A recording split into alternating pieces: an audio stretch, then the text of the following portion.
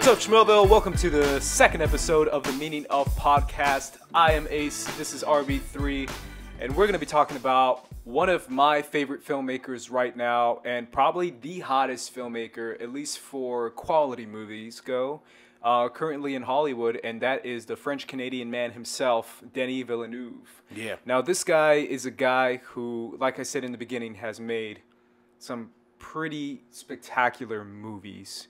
And we are very much excited to jump into pretty much all of his filmography. We're going to go from his release date, so we'll start with the one that he kind of did first, and then we'll go to the most current one, which is going to be a rival for us. I'm still super excited for Blade Runner 2049, but we're going to finish with Arrival, and we're going to start with actually a short film of his. But before we do that, we wanted to take some of your comments, which, my bad, last week, because I completely forgot to do comments of Aronofsky. So what I want to do is, like I said before, Schmillville, I want to incorporate you guys as much as possible. So I want to make sure and do comments that you guys have on these filmmakers that I'm assuming you guys love as much as we do, because we're all film fans here. So let's read a few comments from Schmillville. Let's start with Rasika, because it's Rasika. The guy's a G. He says, what I appreciate about Aronofsky is that he's bold in his choices and isn't afraid to take risk. My favorite film of his is The Fountain, something that was met with mixed responses from critics, but I love the story he told and how he chose to tell that story. Drawing elements from different ideologies to tell his narrative was a risky move, but one that I love. You can see it with all his films. Whatever you think of him, formulaic isn't something you can use to describe him. Yeah, absolutely. He's always trying different things. He's very bold. I mean, like we spoke about it in the initial episode, the first one we did.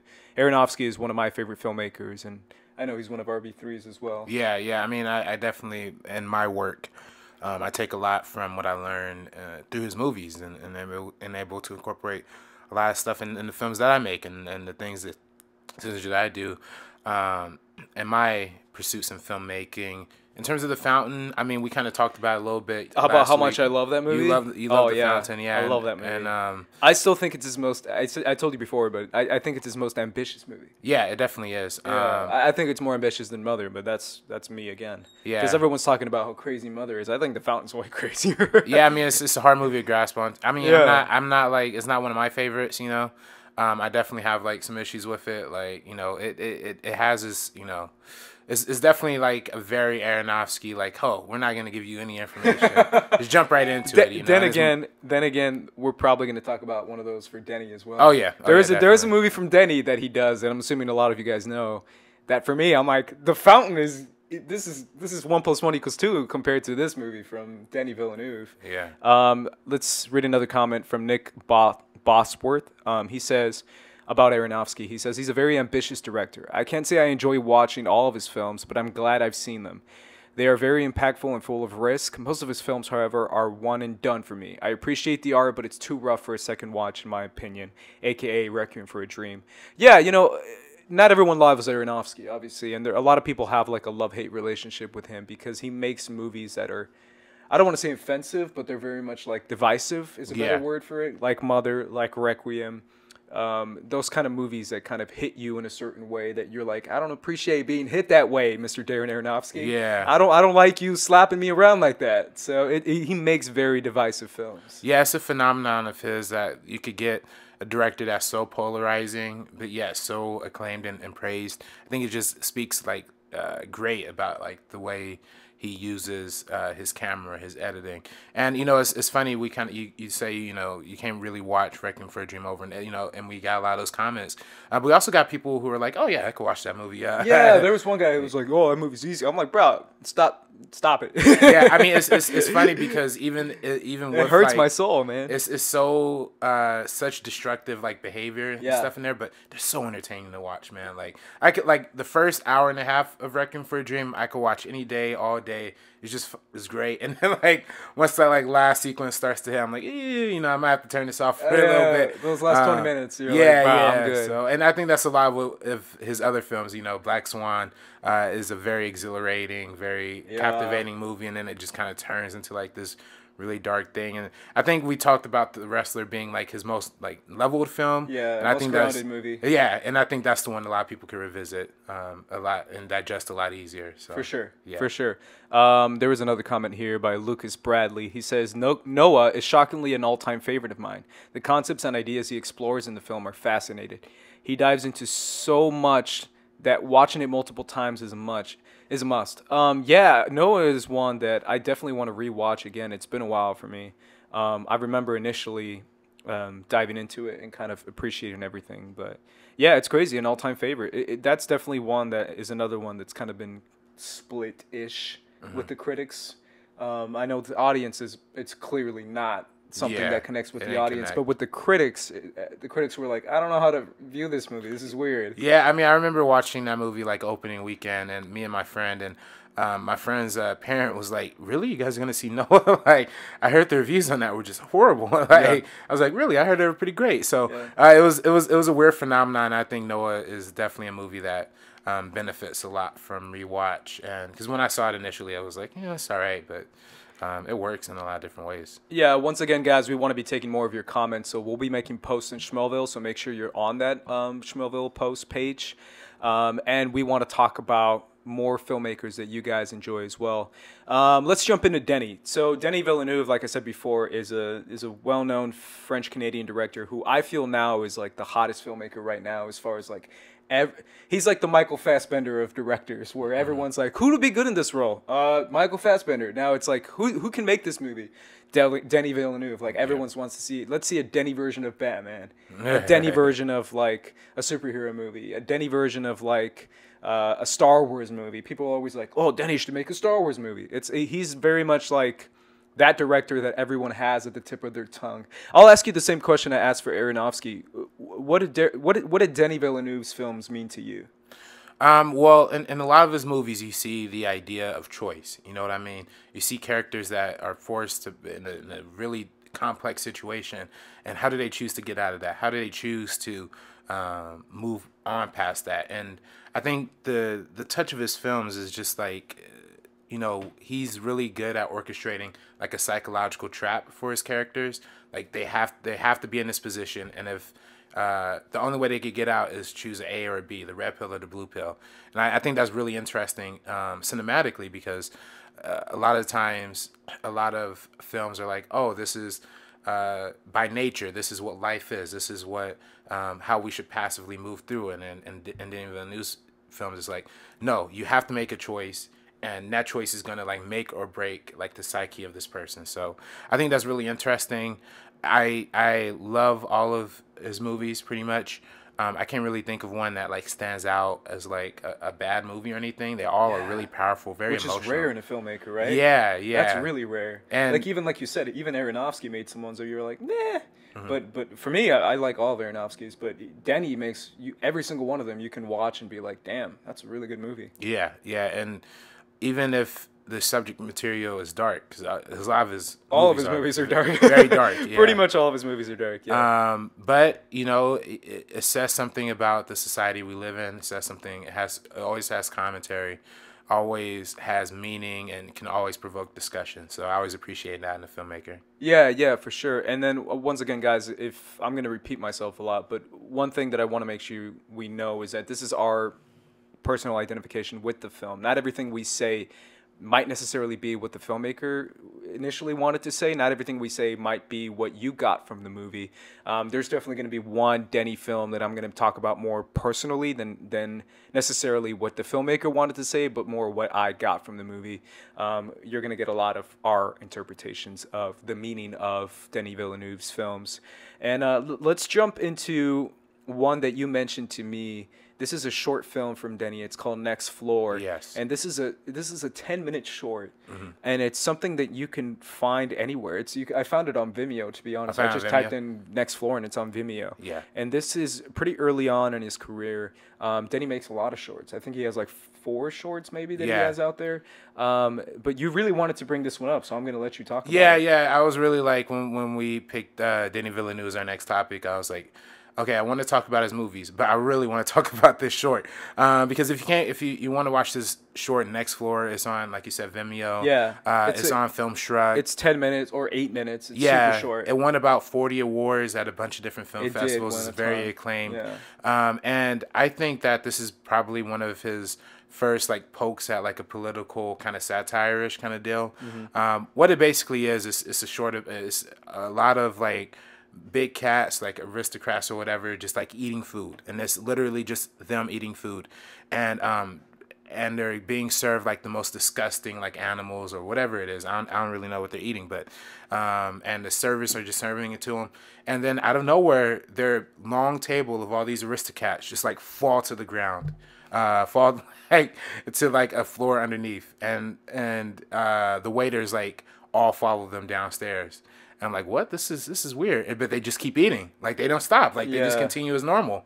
And then it happens again and again and again and again. I'm like, whoa, this is a trip. And eventually towards the end, they just like keep barreling down to like the depths of the earth. And I just think it's a really interesting commentary on like the hierarchy of like wealth. You know what I mean? Yeah. These cats could sit at the top. They could eat. And, you know, you have these servants who are just they're serving them and will follow them down to every floor. And I think it's a piece. It came out in 2008, obviously.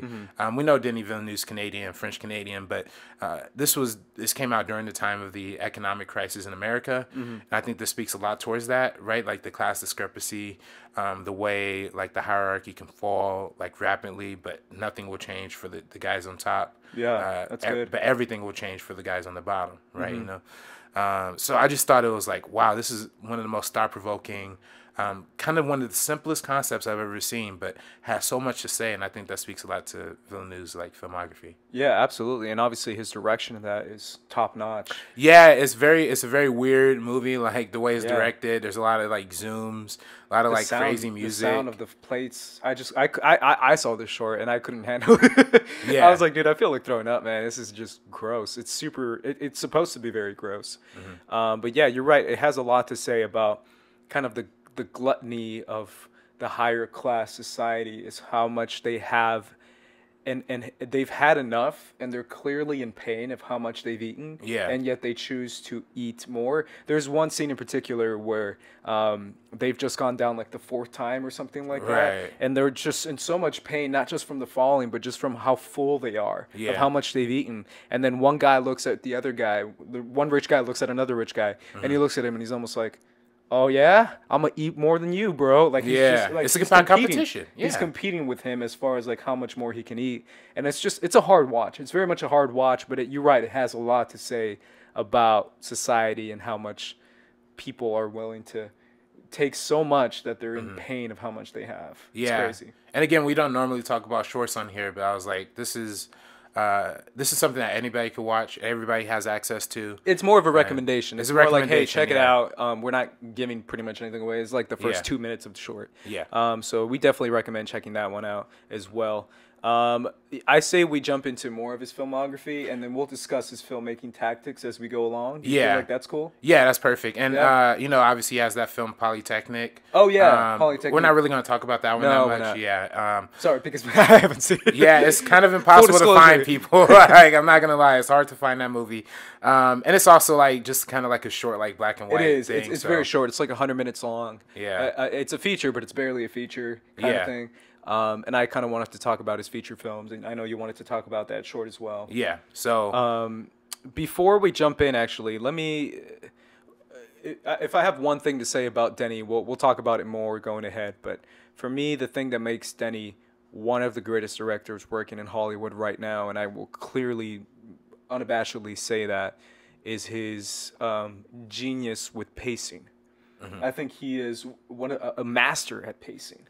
He paces scenes and he paces all his films, and he creates tension. He creates moments. He creates character desires through tension, through pacing, and it's done so well. And I feel like pacing is something that everyone mentions, but I don't really know if they know what it means. But it's something that is so crucial in filmmaking, right? Because if something is paced just long enough, because all his films have a touch of like, if he cut if he waited even 5 seconds more, you would be like, this is too long. It's too long. Exactly. He drags things out just at the right point where you're just like, we get it. Oh wait, okay, that was perfect, because he pulls things out, and all his movies have like a very long feel, like a long build-up feel. Whether it's Sicario or Prisoners or any of those movies, they have moments in the film where you're just like, you feel so much of it because they focus so much of one scene on one moment, and you're just like feeling the weight of it. And that's all done and through his pacing. That's one of my favorite things he does. Yeah, I mean, it's a lot of what he does is like a masterclass of like editing, right? You can look at his films and you can kind of like just learn what the idea of tension is. We're going to talk about Sicario a little later. Yeah. But that bridge scene in that movie is like they teach that in like film schools. Like, yeah. Like look at how the cut breakdown here is like this last 9 seconds. It goes to 4 seconds, 3 seconds, then it goes frame by frame. So it's they're literally teaching Denny in school. Yeah, and then you can that's how good he is. And you could look at a lot of like different video essays about, I mean, people. It's crazy how much his work is just like influenced like a new generation of like neo-realism stuff, like, because he borrows a lot. We talked about Aronofsky last week, kind of being like a formalist, kind of an experimental, expressionist kind of filmmaker. Denis Villeneuve's like almost kind of the opposite. Yeah, he relies a lot on the realism, the grittiness, the focus on character and story, and not really so much like the flashy filmmaking and stuff, but really building, like you said, towards the tension and stuff like that. So yeah, he does that so well, for sure. Let's jump into his films. One of his first films that came out was a movie called Incendies, and Incendies is one that not a lot of people talk about, mainly because it's in French, right? It's a French movie. Well, it's not it's the language is French, right? But it takes place in Canada. So let's talk to you guys about this movie. If you haven't seen it, that's okay. We'll kind of talk about the meaning of it without getting too much into the details of the spoilers. But this is what we want to do, is kind of almost pitch Incendies to you. So basically, Incendies is about twins who just found out that their mother died. This is all in the first literally 10 seconds of the movie. Yeah. And in the will of their mother says, hey, by the way, before you bury me, my will is that you can't bury me, is what she says, unless you find your long lost brother and your long lost dad. Yeah. And they're like, what do you mean long lost brother? You never told us we had a brother, and you told us our dad died. So why are you making us do this? Is kind of the whole thing. But basically, it's the mother grew up in a very war-torn Palestine, I believe is what it was. Well, they don't specifically name the country. They have Palestine. You see, like... that's the only reason why I say Palestine. You see it in windows and stuff, but they don't specifically say it's Palestine. They don't. Which is weird, because I had to, like, look up a bunch of, like, reviews and editorials. Like, where does this actually take place? And a lot of people are like, it doesn't take place in Palestine. I'm like, oh, okay. I guess they shot it in Jordan. Okay. So I guess like that's cool. Also. Yeah, thanks for the correction, because I assume it's Palestine based on that sign that says Palestine. Yeah. But there's not really, they don't really say what country it's in, but you know it's in the Middle East. Yeah. And you know that there's a war going on in the Middle East between, at least in this country, between Christians and Muslims. And it's very like extreme Christians and extreme Muslims, to the point of extreme violence that we see so much in the Middle East. And we see basically a parallel journey, which I love about the movie, because it's a parallel journey with the children and the mother.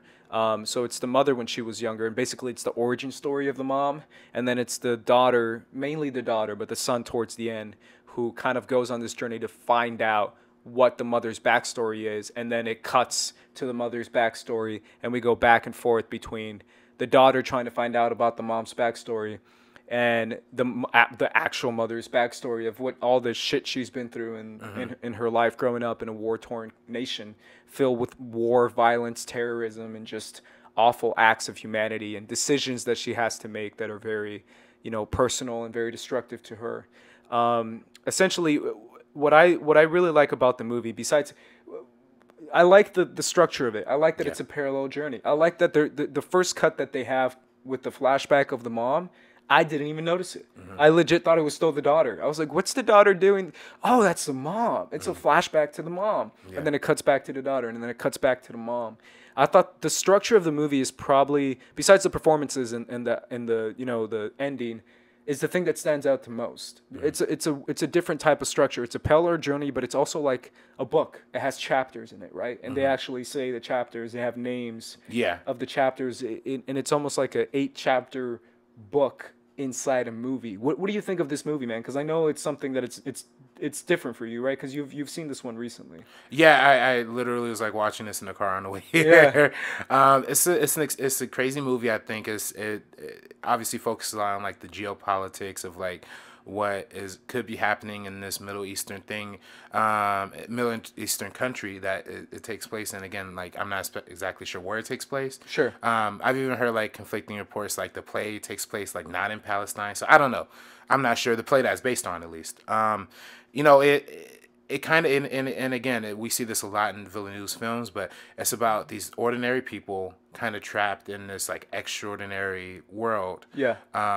That is real, is gritty, is violent, is war, and how, especially when you see like the mother's backstory, it's like, it's awful. Yeah, and she's trying to go to university. She's trying to, find relationships and connections, and she's trying to just live life. But in the meantime, there's this whole big war waging against like Christianity, Muslims, refugees who are like trying to come in, and we even see that scene early on where like I guess it was her brother, right, or somebody who just like she was with like a refugee, and they just like shot him point blank. Yeah. It's crazy how like how just nuts this world is, this environment is, and that's real life. I mean, that's what a lot of people experience. And it's a daily experience for many people in the Middle East, where it's like they're going through hell, literally.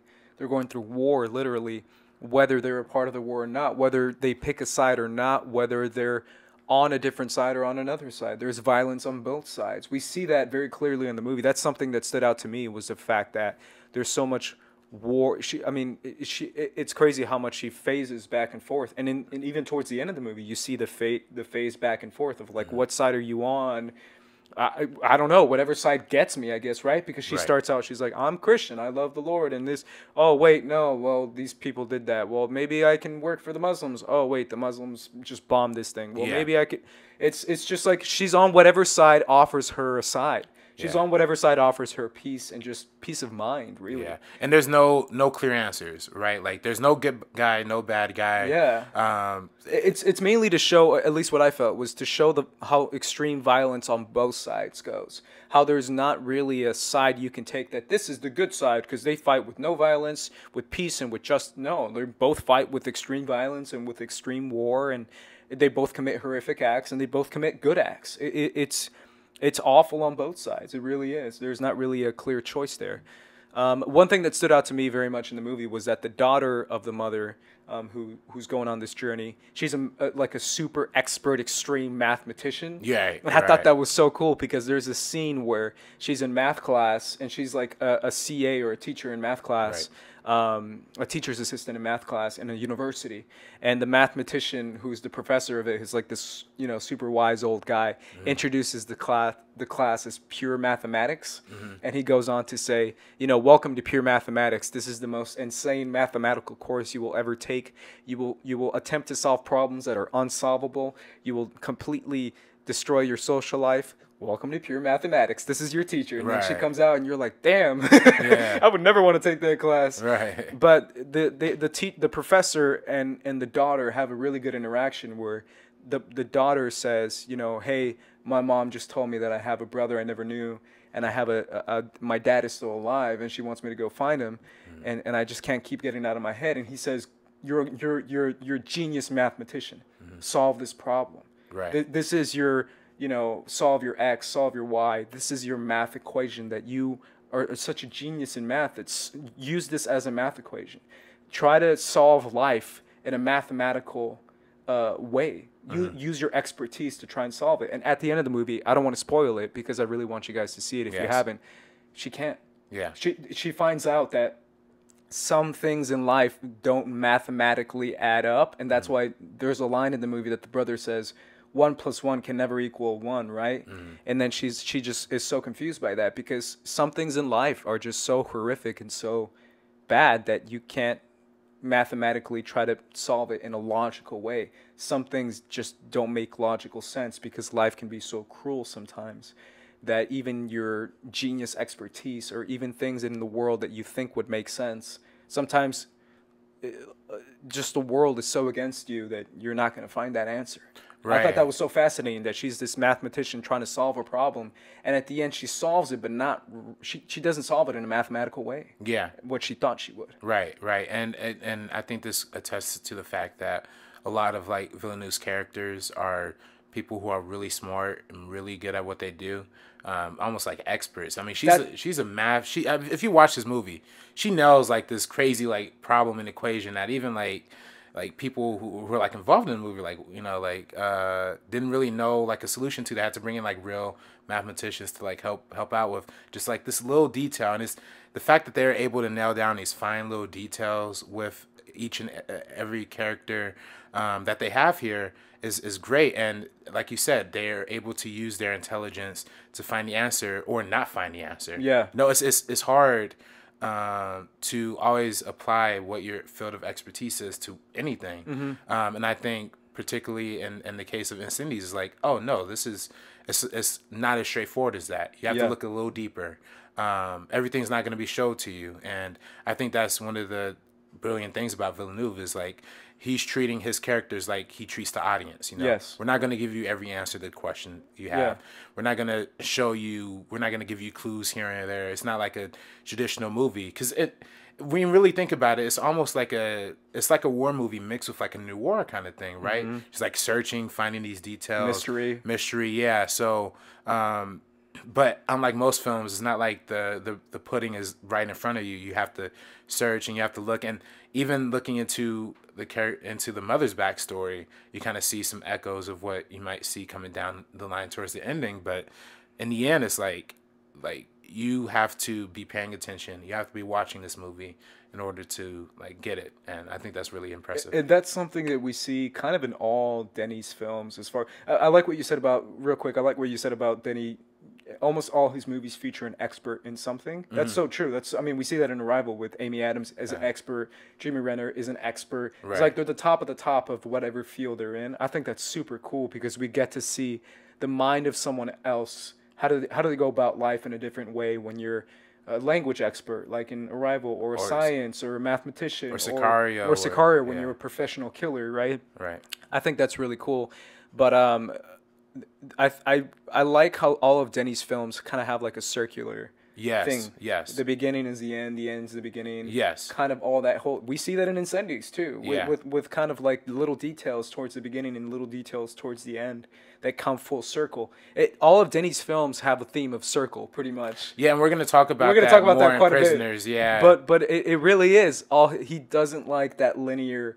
Beginning and Denis doesn't like that, and he said that before in many interviews. He says he likes the circular structure of not just pretty much all his films have a circular structure, and I think that's completely fascinating. But yeah, that's last word on Incendies for me is that my biggest takeaway is obviously seeing everything that people go through to try and reach peace. That's one thing, and then the second thing is what I said before about how a mathematician tries to solve a problem of life using mathematics or using the concepts of mathematics, and she realizes that sometimes it doesn't add up, literally.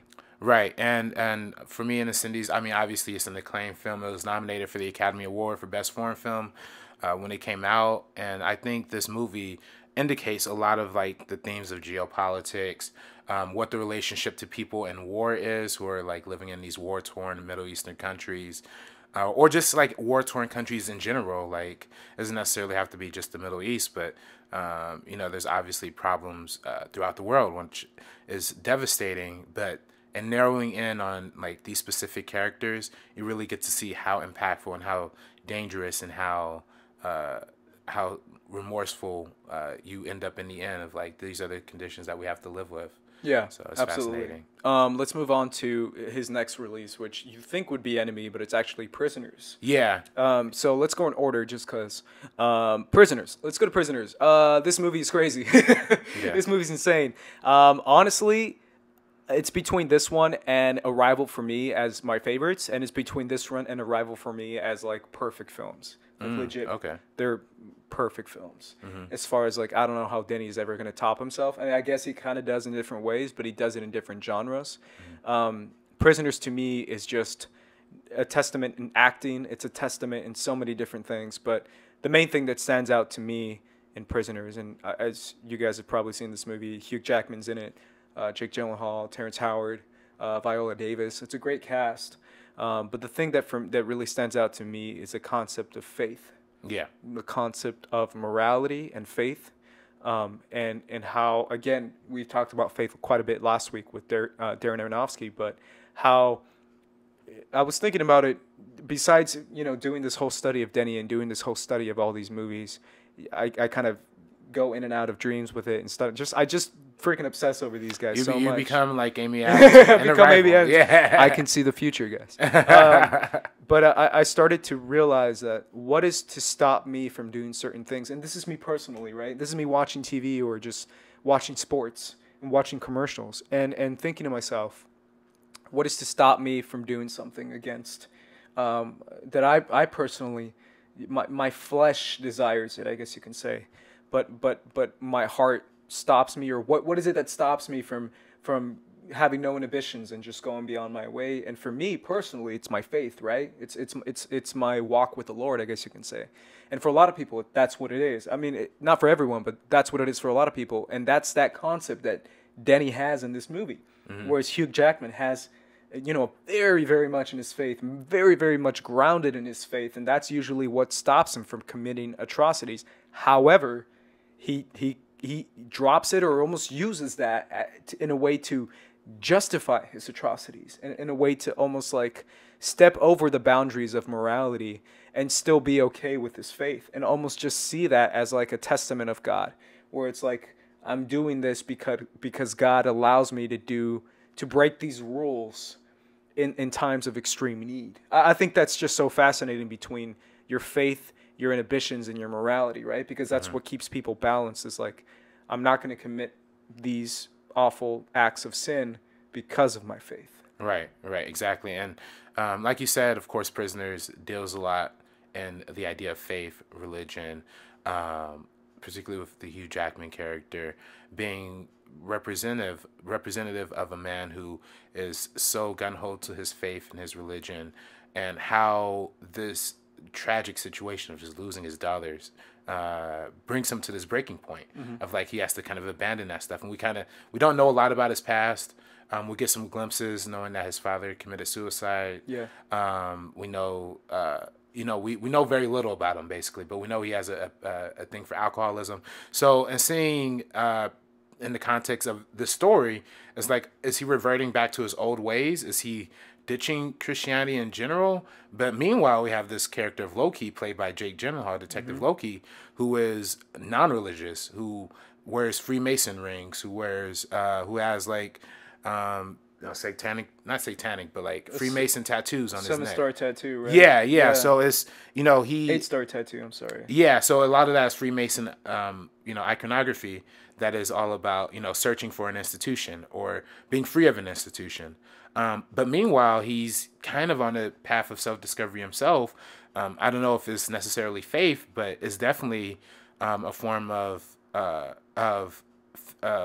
belief that he's looking for and that he has to interpret in order to crack this case.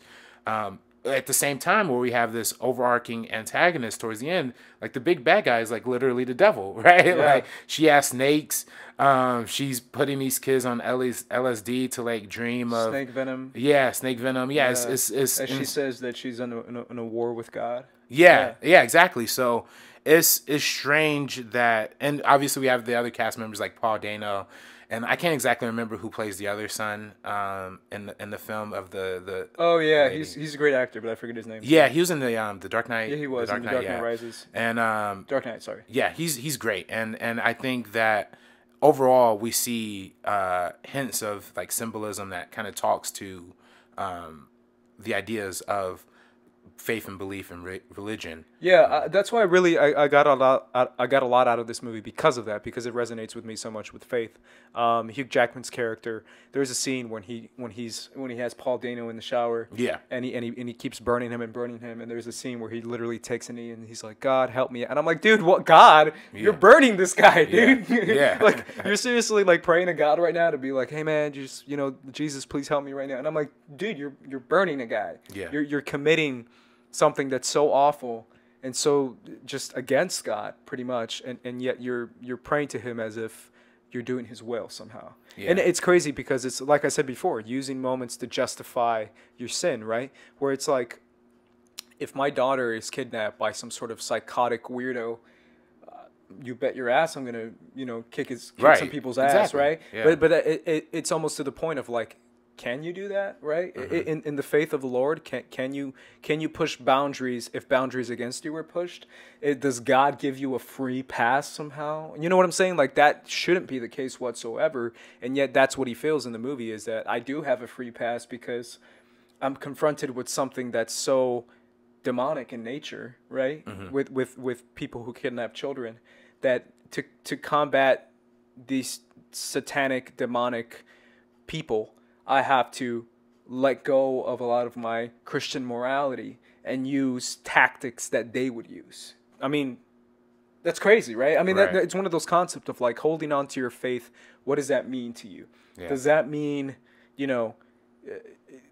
committing things that you feel are necessary and going above the law? Because a lot of this movie is about the law, right? Mm-hmm. Going to because Loki represents the law. Right. He represents doing it Law by and order. Law, Yeah. law and order, cop, procedure, detective, going as far as you're allowed to go, somewhat. And Hugh Jackman represents going out of the law, going vigilante mode, Right. going too far, pretty much. And and we see a lot of like those themes in the film, whether it be through like the use of mazes. Again, it all goes back to the idea of the psychological trap. Like you're trapped in what your mind is going to limit you to, or what your capacity is going to limit you to, what your occupation is going to limit you to. And that's definitely, I think, the case here, where you see all of these men are kind of trapped by what they believe in and how they're breaking out of that. Paul Dano and the other son are very like trapped in like mentally like disabled. Like they're literally like trapped, like boys trapped in men's bodies because of the drugs and all the stuff that their mother, who's It's psychological torture as right, well. psychological torture. Yeah, exactly. And we see him using like the use of mazes, trying to get out of his mind. You know what I mean? And obviously the maze is a symbol that comes from Christian and pagan belief initially, as a form of I know it from the Greek mythology. yeah, Greek the mythology centaur. as well. Yeah, the centaur and the minotaur and whatnot. And I mean, it represents a lot. And you even see with Jake Gyllenhaal's character, like Loki, his name is Loki, coming from like a Norse god. Yeah, that's the other thing too. I can't lie. Watching this movie the first time, he's like, I'm Loki. I'm like, Loki? You're Thor's brother? What's happening here? Like, yeah. Your mom named you Loki? Yeah. That's one thing that stood out to me more. But that's very much Denny being like, I'm making this very obvious. But go ahead and explain Loki. Yeah. Yeah, he the name comes from like the Norse, god, obviously. Norse god who is a trickster, obviously, but it sometimes goes and serves other gods and it's not like what you see in like the Thor movies or like the comic books. It's different. And what is he goes to different guys and services them, trying to find something that they're looking for, and might play tricks, but it's also Loki represents, at least to me personally, you're studying on Loki, represents more gray, right? Yeah. Less black and white, more gray. And I think that's the theme of of Loki's character, Jake Gyllenhaal's character in the movie, is that he's very much not black and white. He's not extreme one way, extreme the other. He represents kind of the middle ground of like using tactics that if they might be above the law, slightly above the law, but never going too far. He always has that middle ground that he's kind of trying to walk the path of that. And again, I think that plays into like the Freemason stuff with the rings and whatnot. Is like he doesn't have an institution. He's just serving himself. Not Yeah. serving himself, but he's using his own beliefs and principles to serve other people. And that's Yeah. how he ultimately, and when he comes to a point of discovery, when he like actually finds like the antagonist, he's like literally blinded. He gets shot in the eye, like, Yeah. so it's like, it is a gray area. And I think that's what even is reflecting like the beautiful like cinematography from like Roger Oof. Deakins. Ooh, that cinematography is so good. Yeah, and you see like the color palette is always bleak. It's always a little like slightly toned into like a gray. There's no real like use of black or whites, but you see like the darkness and the light. I think that's what reflects a lot more. The use of lighting, like top lighting, side lighting, to kind of minimal lighting to tell the story in a way that you're vividly painting these characters in the world in a very bleak, like downbeat way, but the environment in total is just like, it paints a picture and a mood to get you to understand what these characters are going through. So. Yeah, it's so funny because this movie is one of those movies that is very, at a surface level, you see it's a dad trying to find his daughter and a cop trying to find him and going above the law. It's way deeper than that. Yeah. It's one of the most deep movies, actually. I mean, if we can have a whole podcast about it, I would, because it deals so much with humanity, with morality, with faith. Because I do feel like Loki, or Jake Gyllenhaal's character, is kind of on a faith journey in a very different way. Yes. In the faith that he believes in, that he feels what is right and what is wrong. I feel like that's kind of his journey throughout the movie, is finding out what his faith is, in a sense, right? One thing I do want to say is the antagonist in this movie, the bad guy in this movie, is something that's so interesting, because the couple starts out as like, they lose their son to cancer, and then they kind of take that as like a message of like, if God is willing to let my son die of cancer, I'm gonna go far. And what her concept is, the evil woman in this story, is that she says that once she kidnaps the kids, the true evil nature of their parents come out, and that's kind of the war they wage with God, is what she calls it in the movie. It's her way of demonizing people and it's almost like taking people from heaven. Right? Because right. It's like, this guy has a path to heaven. I'm going to take away his path to heaven by breaking him down so much emotionally and morally, by literally kidnapping his kid. And that's his moral ground. That's what represents your moral ground. That's what represents the thing that keeps you sane, is your child, right? If someone takes that away from you, you all of a sudden lose your morality, almost lose yourself, and almost lose your way to heaven, right? Almost lose your relationship with God, because you're so hurt and so destroyed by losing something so pure and so precious like a child. Because that's what a child represents. It represents purity. It represents innocence. And if you break the innocence in a parent, what happens to you? And I felt like that's so hardcore evil. Like, I don't know how you felt in the movie, but I was just like, just the fact that someone is kidnapping kids, destroying them mentally, and then using snake venom to fucking kill them. Like, it really gets you mad, right? Because that's kind of the concept of breaking people down to the point of, like I said before, almost like in a demonic way, almost in a way of they're serving the devil by doing these atrocities to these parents. And it's felt so much with Hugh Jackman's character. And you see it all the way up until the end, where Jackman does break all of his morals. He breaks everything, and he ends up getting buried in like a literal hell. You know what I mean? He literally is underground. He can't get out, and I think that's very powerful. I don't know if he's saying like that in the end, evil is gonna win out, good is gonna win out. The gray area that's represented in Detective Loki wins out. What is the point? And you never know. You never fully understand. I think that's the point. I believe that for sure. But I also, me personally seeing the movie and me seeing it through my POV, my eyes, my point of view, and my positioning towards it, is like, maybe that is God's way of answering his prayer. The last prayer that Hugh Jackman says is, God, please let my daughter be okay. Please let her be safe.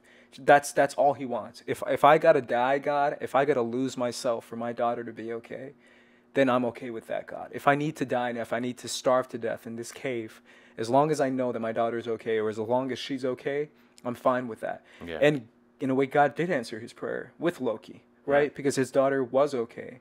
She is going to make it out alive. That's something we find out at the end of the movie, is that she's going to be okay. Yeah. And then now he can know that God did answer his prayer, and in a very extreme, in a very muddled way.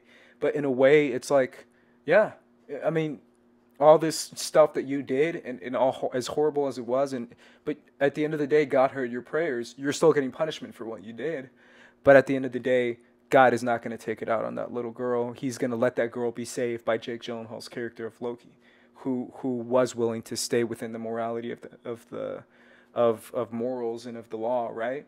So he's not willing to go outside the law, because he thought, Hugh Jackman's character thought that going outside the law will make it okay.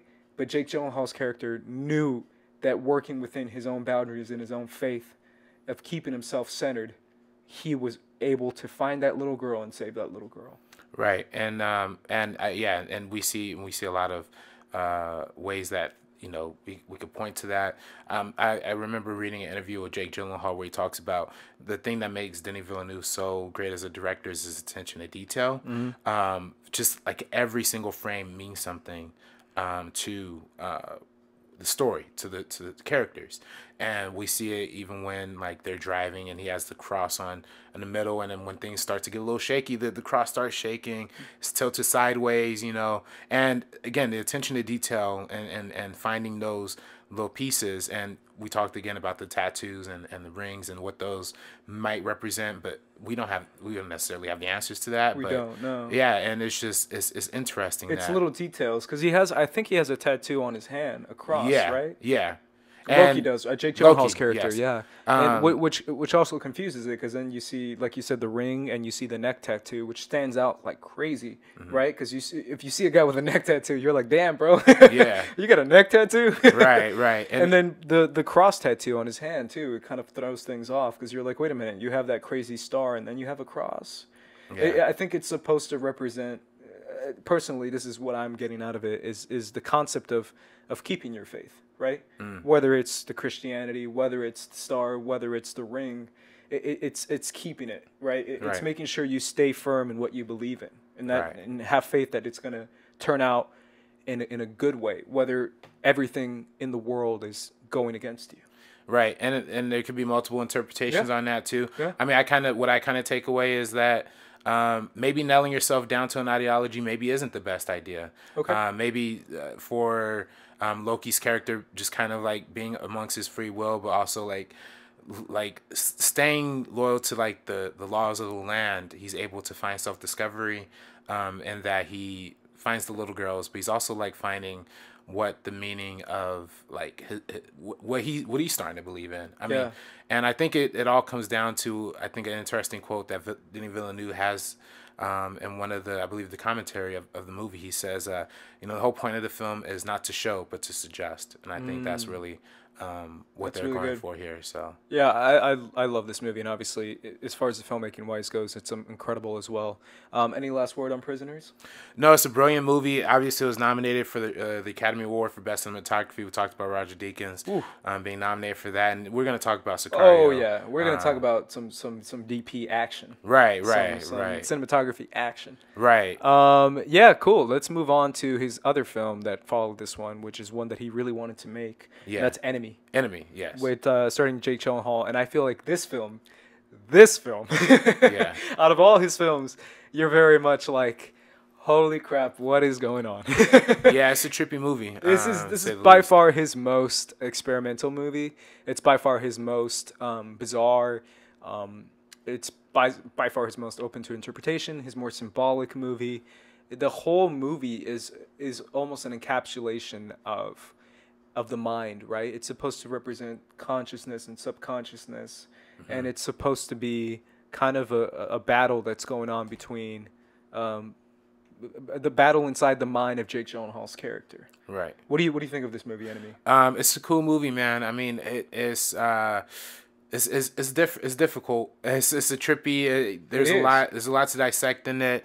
Because going in fresh, I feel like I want to preface this by saying, sorry to interrupt you, I'll let you continue, but I went in super fresh in this movie. I don't know about you, but there's a lot of people that don't go in fresh in this movie and going kind of knowing what's going on. I didn't, so I just want to hear your No, I thoughts mean, on that. I definitely like heard a lot of the buzz around it Got it. beforehand. I knew the whole spider thing was was a prevalent thing. I mean, I still don't. I kind of the spider. I think. Well, first off, just overall as a movie, I think the whole idea of having like the actor Jake Gyllenhaal character and the history teacher.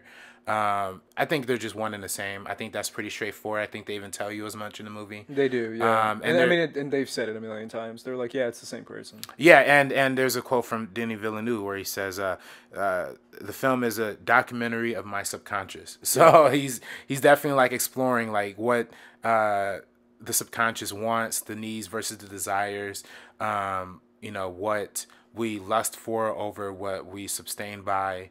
And I think that's definitely like a prevalent theme. And whether or not we're going to talk about the spiders, I guess. Sure, we have to. Yeah. That's a little more trickier, I think. That's a little more like, oh, what are they going for here? Is it a metaphor for sex? Is it a metaphor for reproduction? Is it a metaphor for fear? It could be all those things. Yeah, and, you know, we see a lot of different themes and weird kind of trippy elements that can allude to different elements. I said elements twice, but can allude to different aspects and interpretations, I should say, of the film. Absolutely, especially with the spider. As far as the Jake Gyllenhaal character himself, first off, I want to say that Enemy is based off I think it's a Portuguese book. Yes. I think it's called The Double. So there is kind of something that he's basing it off of. But yeah, so basically it's Jake Gyllenhaal, the history teacher, versus Jake Gyllenhaal, the actor. Mm-hmm. And it's kind of like a weird mix of his life. And it's so weirdly mixed in there, man, that there is moments in this film where you really don't know. I mean, you kind of know towards the end of the movie, but towards the beginning of the movie and even the middle, you're just like, what is going on? Like, is this a clone? Is this his? I mean, what is? I personally was just like, I don't know what's going on half the time, but it's his battle between his two sides, right? And a lot of it is his commitment with his wife, where his wife is pregnant, and having a pregnant wife kind of it signifies you have to be committed. Your wife is pregnant. You're a real dick if you cheat on your wife when she's pregnant. And it's this whole concept of cheating and being faithful and sticking to one woman and one life that you want to lead versus the other side, which is being open, sleeping with whoever you want, doing whatever you want, acting in cheap movies, following your dreams and sleeping with whatever girl you want to do, like that kind of no inhibitions kind of lifestyle that Jake Gyllenhaal in the movie wants to lead versus the history teacher, good wife, good apartment, good family, baby on the way, nice, happy, normal, socially acceptable lifestyle. Right. Versus having no inhibitions. And it's that we see that in different areas of the film where he is cheating on his wife, but he becomes a different person when he cheats on his wife, literally a different person. Mm-hmm. And then when he's with his wife, he's somewhat like almost depressed, where he's just not happy because he's committed to one relationship and he's obsessed with women. And we see that with the weird, creepy club scene, where that weird, like the sex club, underground club that we find out, and it's like this thing where you can tell even when he dreams about it, and that's kind of what I got out of it, is that it's this, do you want to commit? And the baby, the pregnancy represents commitment. Do you want to commit to having this lifestyle? Or you want to live the way you want to live and do whatever you want and sleep with whoever you want. Yeah. And the spider represents, to me, right, because it's all interpretation, the spider represents that commitment of having that. The spider web is kind of something that's keeping you there. And we see a lot of symbolism of the spider web, right. Whether it be the window in the car crash, yeah. Or whether it be the city itself as a spider web. And we obviously see the spider over the city as well. Mm-hmm. I think that's kind of what the spider represents. I cannot lie. The last shot of this movie freaked the hell out of me. I don't know about you, man, but again, I was watching the movie and I'm like, oh, dear Lord. I cannot lie. I freaked out for two reasons. One, it's obviously a jump scare. Two, I have a major phobia of spiders. Really? Oh Oh, yeah, okay. I am the Ron Weasley of spider phobia. You know how Ron in the Harry Potter movies hate spiders? Yeah. That's me. I hate spiders. That's my one. I hate them so much that when this movie opened and I'm like, oh no, there's spiders in this movie. Oh Yeah. no. They squashed the spider in the very In the beginning. very beginning, Yeah. I'm like, "What are you doing? No, don't do this. I hate spiders." Yeah. But that's what I got out of it as like this kind of web of like commitment and this kind of web of being stuck in one place where the baby means I have to be married to this woman. I now have a child with her. I have a child for the rest of my life. I'm stuck. I have this job for the rest of my life. I'm stuck. I have a wife for the rest of my life. I'm stuck. I'm in this spider web. I can't get out of it, and it sucks so bad, which is why I just want to be free, explore, ride my crazy motorcycle, and Right. sleep with hot girls. Right. And I think that the idea of lust is definitely a prevalent theme from the very beginning. We talked about that club scene. But I think just opening on like his nude pregnant wife is like, oh yeah, this is, he's battling between commitment, but, he's also like lusting over, females and whatnot. And I think that this whole thing with the spider, it's kind of funny because I almost think it's almost like a metaphor for like monogamy, or whether or not that's, we're talking about cheating That's kind and of whatnot. that's kind So- of what I'm saying too, and right? yeah, Because yeah. it's the concept of like being in one relationship, staying with your wife, or like I said, like you said, monogamy, or just being free from it. No monogamy, sleeping with whoever you want, and just being with every woman you want. Yeah, and that spider web, you brought up a good point with the spider web deal, because it's like, yeah, you're gonna be trapped in this web for the rest of your life. Well, and even like spiders, like if you get trapped in the web, you're not getting out, and they're gonna kill you. You know what I mean? Yeah. And is monogamy killing this dude? Is it killing his psyche? What's happening here? And again, he's touching on what's the definition of lust. How does that define a man? How does that define his psyche? How does that change his appearance, his personality? And how is that, especially coming from a character who has split personality disorder or multiple personality disorder, he has to reason with, whether or not living this lifestyle is going to make him live one way and pursue his dream of acting or whatever, or is it going to result in him committing, living this lifestyle as a history teacher and whatnot. So it's an interesting movie. It absolutely, and what you said towards the end kind of hits the nail on the head as far as lust. Is lust as deep as Jake Gyllenhaal's character can go? Is monogamy, is sticking with his wife or monogamy gonna make him depressed and never make him happy? Does he want to pursue happiness? And if happiness means not being with one woman, then is it worth giving up your life? Giving up your happiness for a normal life, I guess you want to say, Yeah. or a non-monogamous life. Right. Yeah, that's a lot of stuff in there. Yeah, well, and I think it's also like a bigger issue of like mental illness, kind of Sure. going in there as well. Obviously, his wife knows that he has this like split personality thing. So after a while, she just has to come to accept it. She doesn't like tell him, you have a problem, whatever. You have to accept it. And I think that's the only way. I think what the film is saying is that's the only way you're able to treat mental illness and how you're able to break it is let them come to reason with themselves. Sure. And help them take care of themselves, obviously, but make sure that you're able to be open and accept, and and therefore somebody with a mental illness or special needs or whatever are loved and comforted enough to be able to go on that journey themselves. So. Absolutely, yeah. My last thing on Enemy is circle. It all comes back full circle. Yeah, The starts beginning with of the this voicemail. starts at the end of the movie, Yeah. and then it ends at the beginning of the movie. Vice versa. It's one big circle. Yeah. The movie is, and I didn't catch that until towards the end, and I was like, oh yeah, the voicemail that mom left. Yeah. Versus being told that her mom called him and left a voicemail is the Right. beginning of the movie, towards the end of the movie, all coming full circle. Also, Jake Gyllenhaal in the motorcycle suit, when he's like Yeah. stalking that girl, that Right. scene's crazy. Yeah, that yeah. scene's crazy because it really.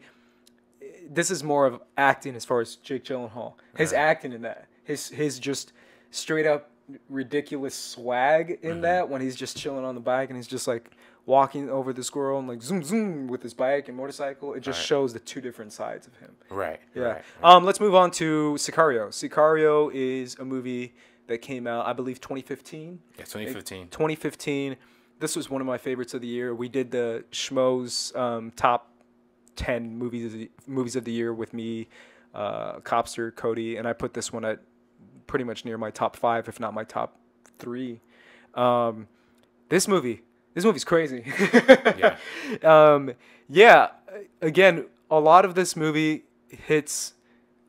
This movie is probably the most personal one for me because this movie is all about my life, dude. I mean, not necessarily my life as far as like I'm a hitman for a cartel, but basically this movie takes place between the border between the U.S. is El Paso, Juarez. As everyone knows, I grew up in El Paso, Juarez. Whereas a lot of people know, I don't know how many people know, but I grew up in El Paso for a while. I grew up in Juarez for a while.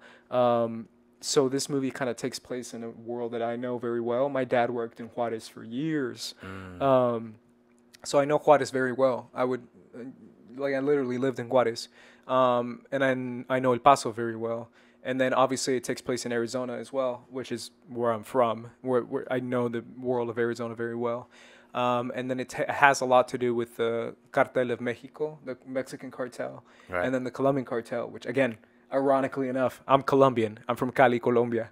So it has a lot of there's a lot to say in this movie personally for me that they kind of touch on. But overall, this movie is amazing, obviously. It's one of the best movies as far as filmmaking, like you said, as far as building tension and creating pacing. And it's also a lot of commentary on what I feel, at least. There's a lot of humanity at play, but there's also a lot as far as the law and the United States government. Right. And how we kind of, or a lot of people who work for the U.S. government kind of see it in one light as far as like, hey, I'm working for the good guys, but then again, you're just like, wait, am I working for the good guys? Yeah, who's the good guys? Yeah. I don't know. What do you think about this movie? No, I think this movie is like very anti-war on drugs kind of deal. It kind of shows the consequences of the war on drugs and how normal people have to reason with those consequences that come through a bigger entity, whether it be the Silvio character, who's just a regular cop for the Mexican state government, who is forced into this cartel world, and as a result, he ends up like losing his life, losing his family, and his family losing him, I should say. And it's like, again, it's an underlying idea of corruption within, like, on that side of the border. But meanwhile, our main central character is Kate, Emily Blunt, who is a FBI, I believe FBI, right? Yeah, she is. Who, the start of the film opens up with them doing a raid on a house, finding all these weird bodies, and there's like, what's happening? And long story short, she becomes recruited by the government to be part of like the special task force to go in and do some investigation, which is like, okay, the only reason, which we find out towards the end, the only reason they brought her in is so they could be like, sanctioned and approved to do this mission. Yeah. And it's interesting, man. I mean, she's the moral compass of this movie. She's the only one with like an unbreakable morality. But like the whole question of morality just constantly comes into play, especially with the Benicio del Toro character, Alejandro, who is a guy who he's the bad guy, but he plays both sides of the border. You know what I mean? And he's working for the U.S. government. He's working for the government, but he's also working on his own. He has his own agenda he's working towards. He's a mercenary. He's trying to find redemption for the loss of his family, but the only way he can find redemption is through finding like the cartel leaders of his, of that, and continuing the cycle of violence. So it's interesting. You see like how the violence and the intensity of these situations could cause like a dehumanization of these characters. We see it with Josh Brolin, playing, I think his name is Matt Gravy or whatever. And his character is like, oh, I just don't give a fuck, Yeah. And you gotta imagine, like, he's probably been in Emily Blunt's shoes before, but after a while, just like, who cares? This is just how the world works. Yeah. And the only way he could see solving the problem is through violence, through implementing the force of that he has. And I think the film kind of condemns all of the characters in a certain way, but it's also saying it's not going to change. You know what I mean? It's saying that violence is gonna continue to beget violence. But that's the only way that violent people are gonna see the means of solving their issues. Sure, sure. Um, As far as me personally connecting to this movie, again, I'm gonna talk about this movie a lot on a personal level because again, that's kind of how it hits me. Especially not just with the concepts of the movie and the film, but also with the concepts of the kind of movies that Latinos are in. Being someone who is Latino, this is what we get. We get a lot of cartel, a lot of drug war, drug pin, drug. This is pretty much, and I'm not just trying to say like boo-hoo poor us, but I'm trying to say like this is the story that we're being told. And I talked about this with my mom a lot because she obviously she's from Colombia and she grew up in Colombia and she grew up in all this, but I talked to her a lot about how the the Pablo Escobar drug craziness that happened in the 80s and in the 90s of Colombia, and how it's such a significantly powerful moment within the world that it's going to be a while till the Latino culture kind of lets that down, or even Colombian culture specifically lets that down. As far as like when are we going to live this down? It's like the Roman Empire, right, where the gladiators were. It's such a crazy thing that there was gladiators that we keep making movies about it, right? yeah. It's such a crazy thing that this one drug pin controlled pretty much like 85% of the world's cocaine and created like became like his own freaking military in a way, Right. and just led off to different types of cartels, which is the Mexican cartel that we have now. It's gonna be a while till the Latinos let that down. I'm hoping that Hollywood kind of picks up other stories as well. But for now, I'm in the ride. I'm in the journey as far as what it's going, because there's shows like Narcos that have talked about this as well. But it's something that again I've always been on the two sides of, because I am Mexican and I am Colombian, so I am the Colombian lifestyle and the Colombian world and what they went through with Escobar, and the Mexican lifestyle. And when I lived in El Paso and I lived in Juarez, I have those two sides of me. Because of my mom and my dad, and living across the border, because I lived in border towns my whole life, so I see the border issues firsthand, and that's why I'm so passionate about concept of immigration and concept of people trying to live, and you're literally putting up a wall saying you can't live, and how there's a line dividing two nations, and both sides are humans. Right. And we're trying desperately to keep each other out, and it's something that I've always, this is my life, right? It's always something that I'm going to be a part of. But it's also the concept of like Benicio del Toro's character, and the concept of like the CIA, right? Because in Narcos, I don't know if you've seen Narcos, but No, this I haven't, last no. season of Narcos touched on this very much, and we have freaking Tom Cruise's movie in theaters right now, touching on it right now too, which is, I don't know if you know, American Made. Yeah. Well, in that show, Snowfall on FX, like I did some work on that show, and it's a great. John Singleton is the executive producer, and it's all about how the CIA was just bringing in drugs. That's what I'm saying. So it's about the so. CIA, and Narcos touches on it too. It's the CIA kind of working with the Colombian cartel in a way to make like a deal, being like, hey, if you promise to be chill, we'll let you kind of import drugs and shit, and we'll be cool with it. And then Narcos touches on that, and this one touches on it too, because Josh Brolin at the end of the movie says, you know, people are always going to be addicted to this shit. Why do we try and stop it? Instead of trying to stop it, we're going to work with people who can keep a cool head, which is the Colombians, which is what Benicio del Toro represents, because he's Medellin. Medellin is a city in Colombia, and that's like the Escobar cartel where it was from. Okay, I didn't know that. And then they keep calling him Medellin in the movie. All the Mexicans call him Medellin. Even the cartel, the Mexican cartel Right. boss Boss. calls him Medellin.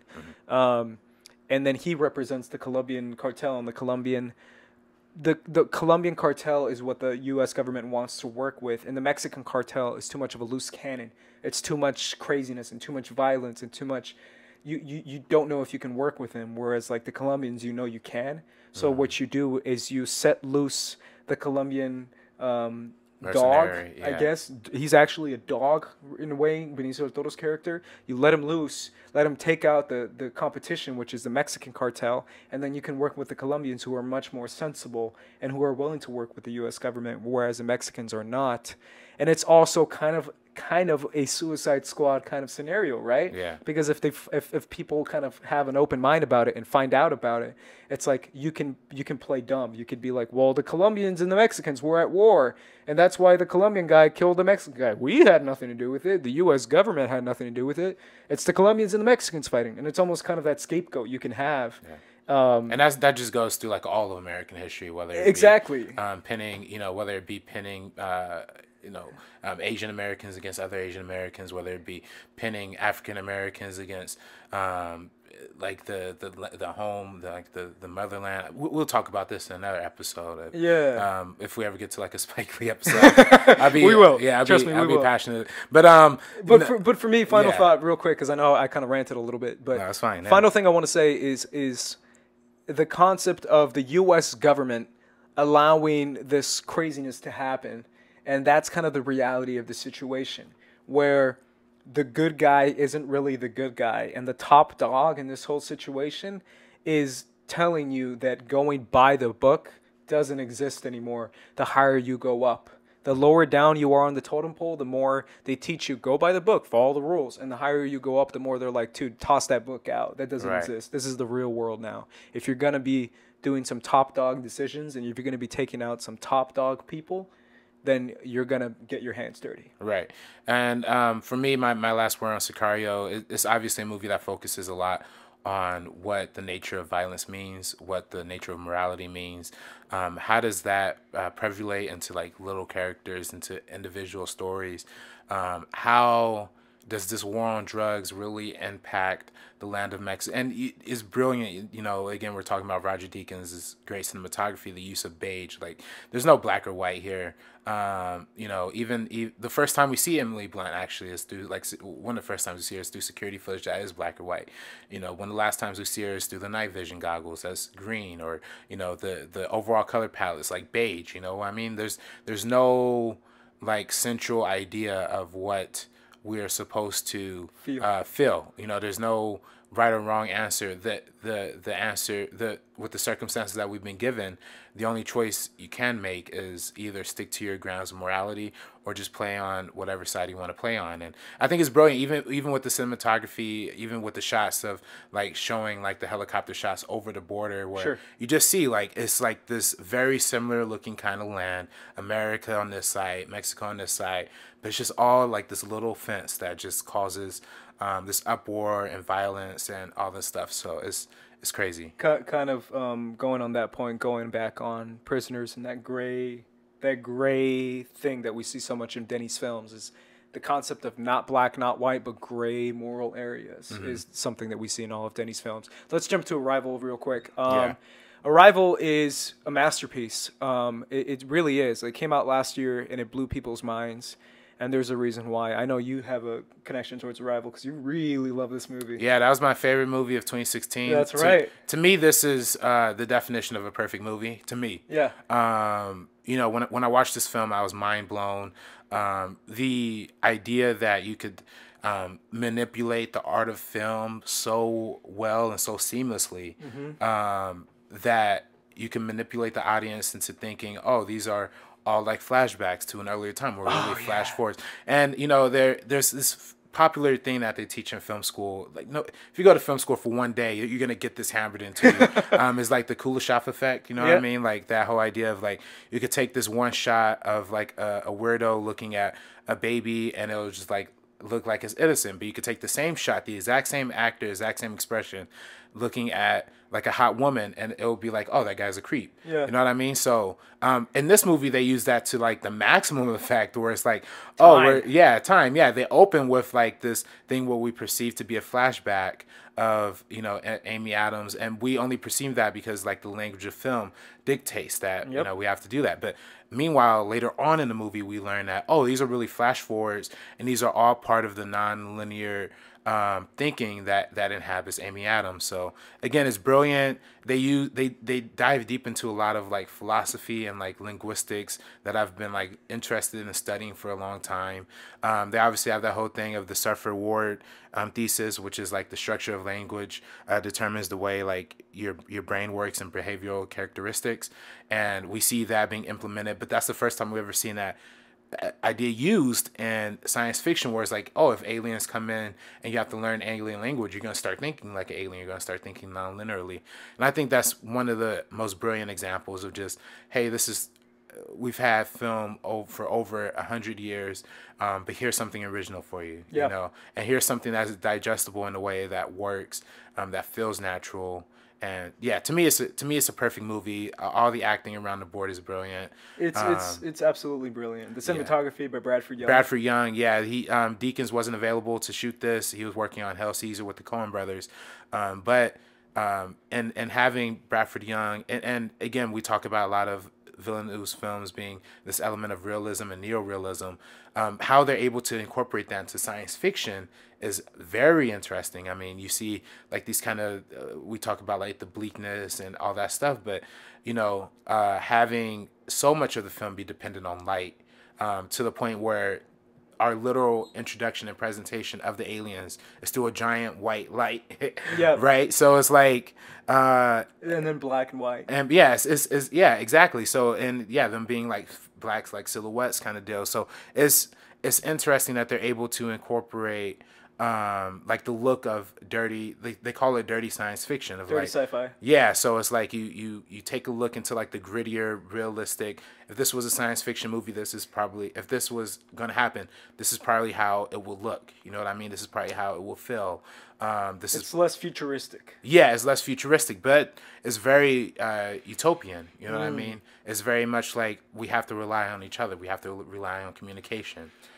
We have to start talking to each other and start using our brains, putting our brains together in order for problem solving to start.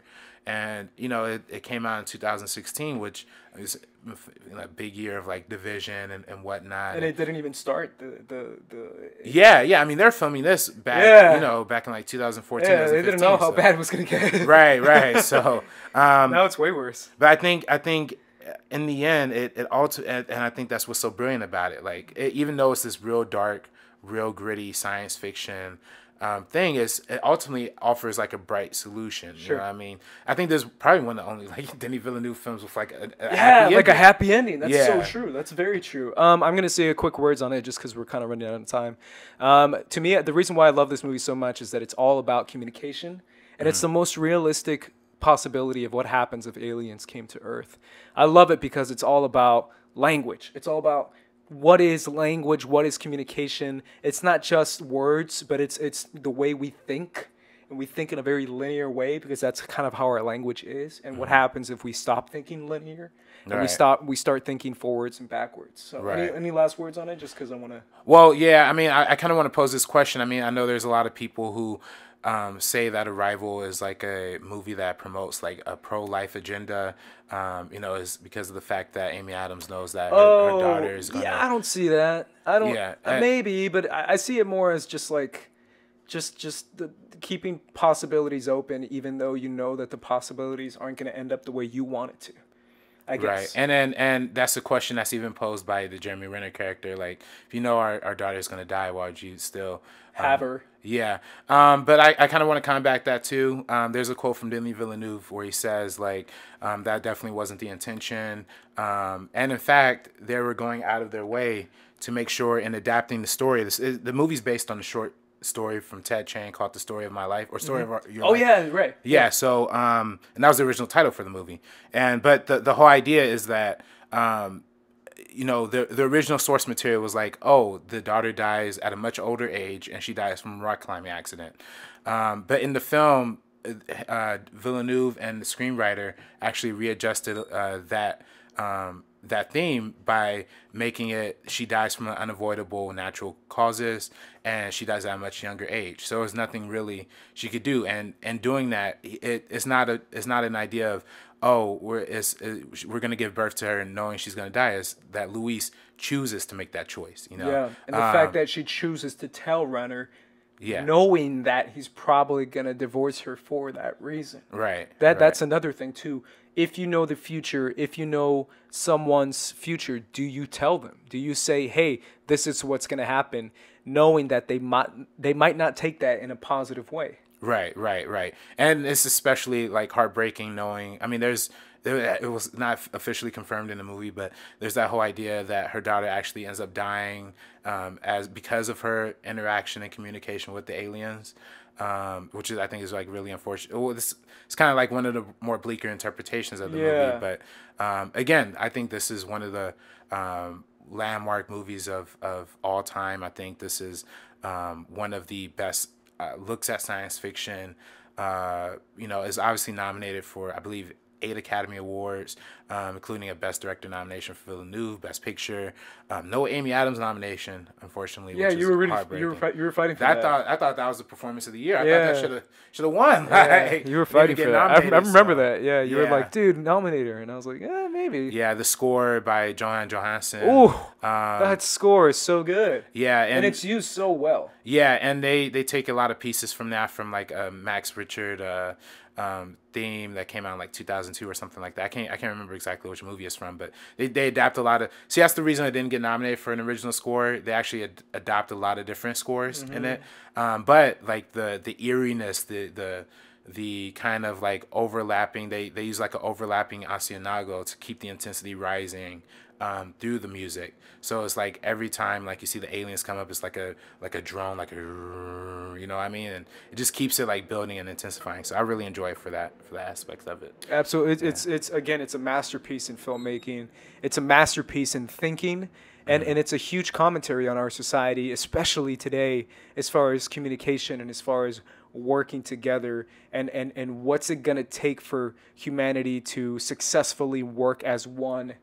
And is it going to take something horrific, or can it take something good? Can it take something positive? Right. And also how language can change our mind, and how what we feed inside our brain and what we feed inside these ears can literally dictate our actions, our thoughts, and our perspective in the world, and our perspective on life, because it's the concept of who are you listening to, and what are they telling you, and how does that translate to the way you choose to live your life, and the way not just you live your life, but you view the world. I feel like that's key, because it's like how you view the world is eventually how humanity will work together or destroy each other. Right.